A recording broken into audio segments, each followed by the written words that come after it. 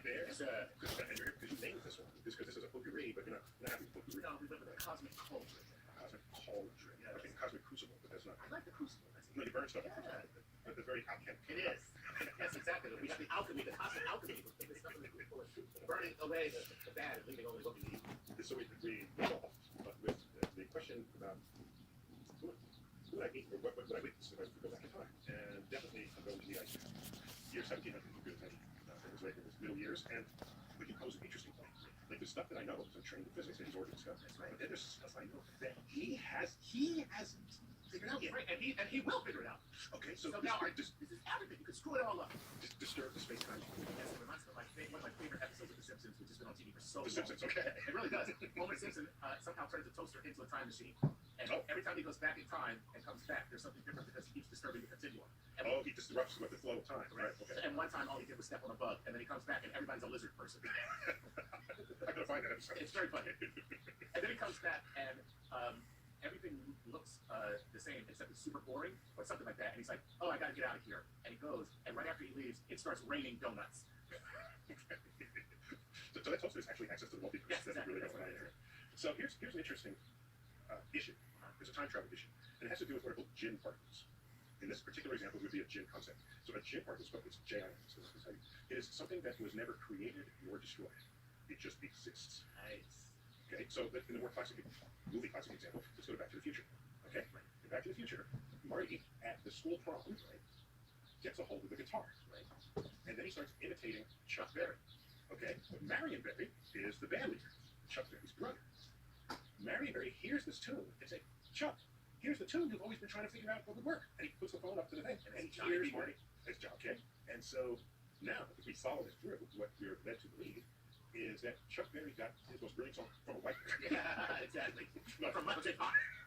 No, but what happens is, so if he does actually get it from Michael J. Fox, and he then influences Michael J. Fox in the future, then this song only exists in this loop. It was never written by him, right? You see what I'm saying? Yeah, that's the only way it exists. It was never written by anybody. It was never written, right? Because Marty plays it because he heard it sung by Chuck Berry. Chuck Berry hears it for the first time through his brothers putting the phone out on the thing, and then Chuck Berry includes it in his performance, as well as the duck walk. Yeah. So in the case of Isaac, it would be interesting if it was on some population struggle and say, hey, have you thought about Hey, Isaac, I just carried the two. carry Carry the two, Isaac. They forgot to carry the two. And so now I'm helping Isaac, and then of course he's remembered for doing it. But I may know it because I read that he had done it.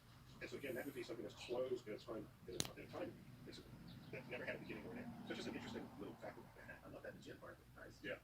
So it's a gin concept. So for example, in the movie, the lesser seen movie, but it's a slow romantic, not a rom-com, but what do you call it? It's just a romantic movie. Okay. It's a romantic movie. It was called Somewhere in Time. A love story. Somewhere in time. Yeah, it was a love story. And I think I told this at some other occasion. Yeah, you told me. I know.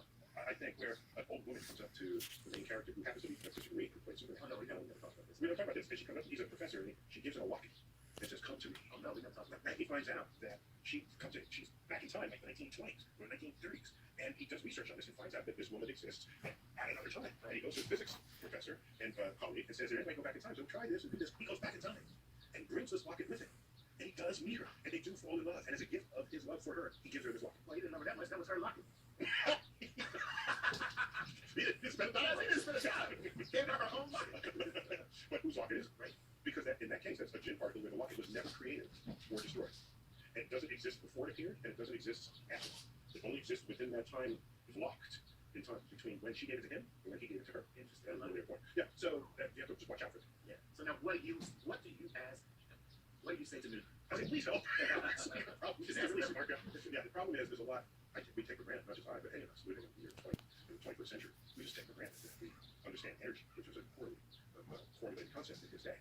You don't even know what you're talking about. Yeah, it's a car. What's a car? What's a horse-drawn carriage without the horse? Well, how did it move? Through chemical energy. What's chemical energy? Well, it can be a fast study, but I have to invest a lot of time catching him up on things that we didn't just live with. I don't like this.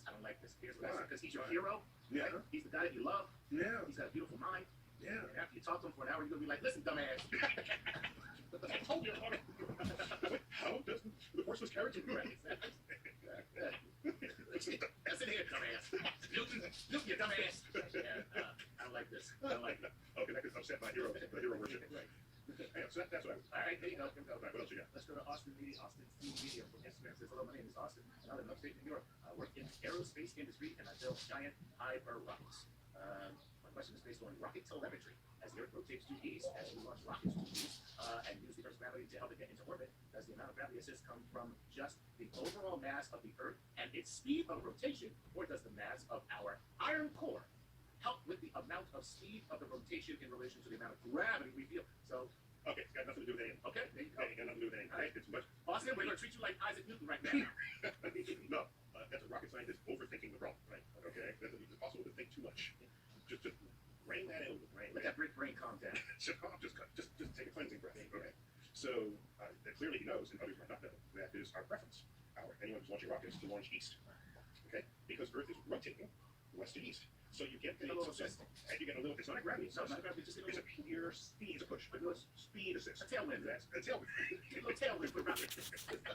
So, and as such, if you want the maximum extra boost, you want to do it where Earth is actually moving the fastest. Obviously, Earth is spinning as one solid object, but at the equator, it does one full turn at the same time it does closer to the pole. It's got a bigger distance to travel.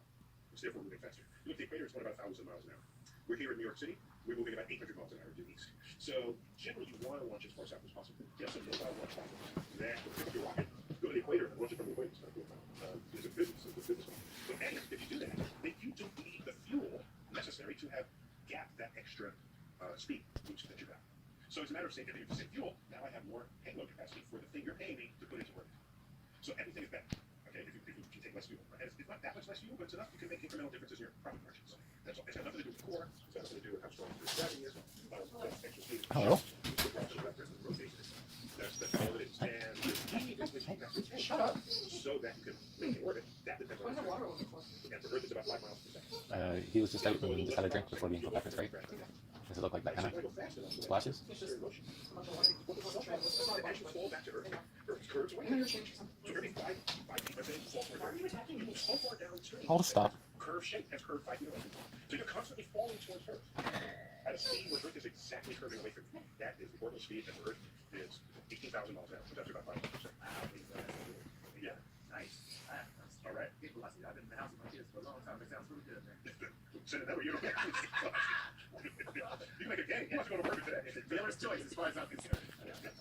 All right, we are running out of time, so let's get to AOB from YouTube. How can you be running out? I'm talking too much. Get going. Okay.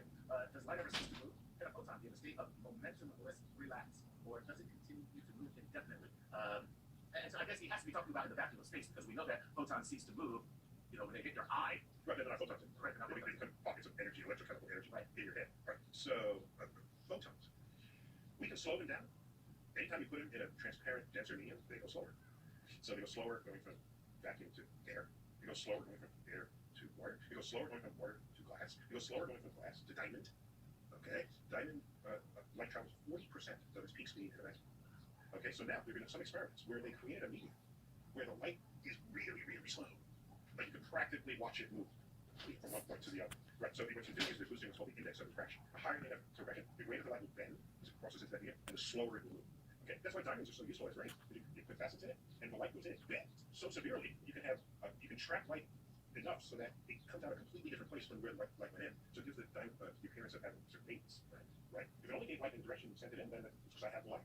Right? But light comes here, it goes out there, and you see it from that direction. It gives you the impression of something highly radiant. So diamonds have value for that reason, among others, but for as jewelry, the value that itself. All I'm saying is, in principle, you can have the index refraction so high that you can like watch the light move, but I don't know that you can just stop it. I don't think so. So no frozen light. I don't think so. Yeah, that would be so cool. Frozen light. I don't mind the molasses light either. That's kind of cool. That's kind of cool too. In fact, there's a laboratory contact that specializes in high-speed photography, and they have some camera that takes like a trillion frames per second, and they put light through a medium and slow it down, and then they take all these frames per second. You actually watch the light move. That's amazing. Right. I'm thinking to stop it. In fact, let's say, I want to be around if you succeed. So that's funny. Time for one quick question. What do you got? That's a quick question. All right. Okay, here we go. This will be very quick. Yeah, 220.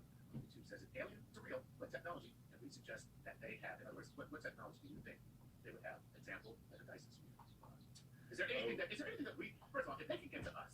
Thank you. That's the jigsaw. Right. I mean, if they can get here, it's not like we can't see what's around us. We know how close stuff is, right? Here's the thing. I wield things in my back pocket that would have me burned at the stake 20 years ago for sorcery in our own civilization. Okay, if you have a smartphone in like the 1990s, and say, oh wait, let me do these 19 other things. People would be, what is that? And that's just us in our own technology, in our own time. That's what I want an alien who got here from another galaxy. You want to say, do they have a base sphere? If all you come up with is stuff we thought of that they might have, that's not creative enough, right? Okay, because everything they do is going to be more interesting than anything we could ever think of. Because we're doing stuff today that's more interesting than we even invented, right? You look at the movie 2001. Back then, computers were getting more powerful. So that, because that was 1968, imagining the year 2001. So, computers just got better, right? See, computers, they get big and powerful. So 2001, they'll be really big. Right, they'll be huge. They'll be huge. Right. And no one's imagined that you'd be carrying computers with you, right? They're not carrying a computer, but they're trying to imagine the future. All I'm saying, we can barely imagine our own future with the technology sitting in front of us, much less predict what kind of technology the aliens are going to have. But if I had to go there, I'd say, yeah, they got warp drives and they can do whatever they want. There you go. That's it. That's what we want. They have warp drives and we want that. Yeah. It's funny you say that. Actually, so like if you had an iPhone and you went back just 300 years, they would burn you at the stake for witchcraft, unless you were a man, in which case they would worship you as a god. That's exactly right. Or if you go back to slavery times, wait, black folks are supposed to be that smart. Kill that one. That's a bad example. Absolutely. So yeah, we gotta go. All right. All right, there's another Cosmic Aquarius. These are fun. Yeah, this is part of it. Thank you. Yeah, definitely. All right, this is Cosmic Aquarius. Start us. Check that. Well, here's the group. Goodbye. Huh? Where has you to go? Where has you to go? I gotta go drop off the clothes. Bye. Bye-bye.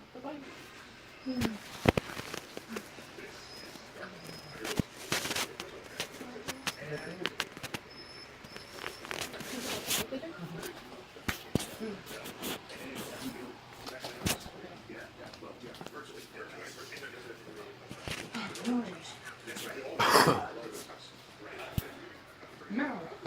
Meow. Meow. Bye, I love you. Okay, you'll be cleaner. Both the actual information kind and the android from Star Trek. I'm a big fan of the algorithms. Not so Oh, much. yeah, I forgot we have a whole entity in there. An android, basically. Yeah, so what we have here is we've invited into studio today. We have an expert on algorithms and data, the mathematician, Hannah Fry, who's dialing in from the UK. Hannah, welcome. Thank you very much. No, Chuck, you're not the only person who hates the word algorithms. I was at a tech conference, and I was just chatting to this guy, and like, think is a word that makes about 85% of